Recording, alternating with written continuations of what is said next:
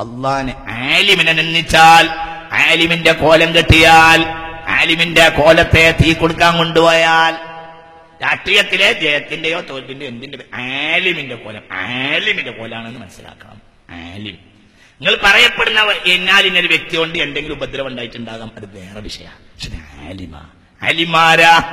ആലിമാരാ വഅല്ലമ ആദമൽ അസ്മാഅ കുല്ലഹ ثم عرضهم على الملائكة فقال أنبئوني بأسماء هؤلاء. ആലിമാണ്. ഒരാൾ എത്ര വലിയതായാലും ആലിമിന്റെ സ്ഥാനത്തെത്തൂല.